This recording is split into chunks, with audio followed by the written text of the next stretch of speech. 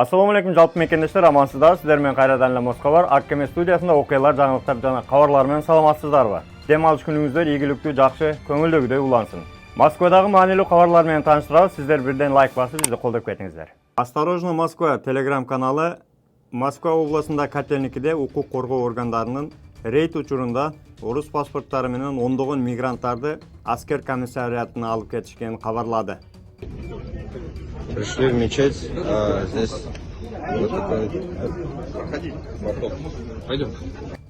Андан сырткары полиция кызматкерлери ФСБнын Түмен облусу боюнча башкармалыгы жана Орусиянын улуттук гвардиясы Сургут мечитинде рейд өткөрүштү. Полиция кызматкерлери 140 чет элдикти Орусиянын ички иштер министрлигинин Сургут шаарына келүү бөлүмүнө жеткиришти.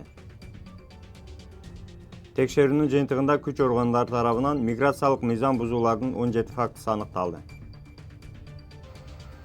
Бул эски видеого кар жаап жатат деген комментарий жазуучуларга оор кылбай жазып коеюн. Бул бүгүнкү 26 майдагы видеолор. Казакстандын көп жерлери ушундай кар басып жатат. Россиянын дагы көп жерлерине кар жааган. Андыктан жакшы эле комментарийлерди жазып кетиңиздер, лайктан басып маалымат таркатып коюңуз.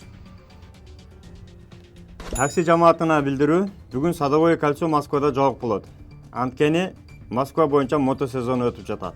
Ушул маалыматты группаларга таркатып, бөлүшүп коюңуз. Москвада военкоматка мигранттарды гана алып кетпестен, жаш балдарды дагы зордоп алып кетти деген ата-энелер чогулушту. Являюсь мамой одного из призывников, который находится на данный момент в сборном пункте, расположенном по адресу город Москва, Угрешская, 6, строение 3.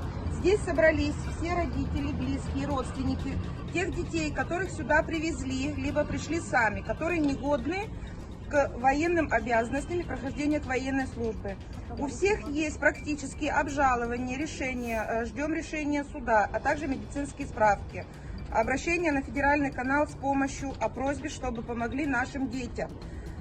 То есть, значит, наших детей забрали в это строение. Несколько часов находимся здесь. Наши дети также находятся без еды, без воды, безо всего. Не дают нам, не предоставляют никакой либо информации. Тем самым нарушают наши законные права граждан Российской Федерации. Огромная просьба помочь. Заявление в полицию написано, в военную прокуратуру также.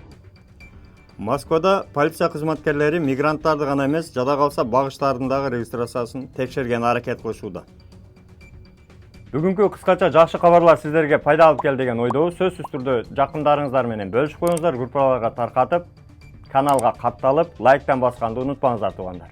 Кантсе дагы бөтөн жерде өзүңүздөргө сак документтерге так болуңуздар. Таза регистрация боюнча 8936 111 79 11 номерине кайрылсаңыздар болот. Мекенден жаңы келгендер үчүн 8929 975 89 79 номерине WhatsApp'тан жазыңыз. Тапканыңыздарга береке, үй бүлөңүздөргө тынчылык, мекенге баарыбыз эсен-аман баралы. Жакшылыктарда көрүшкөнчө аман жүрүңүздөр.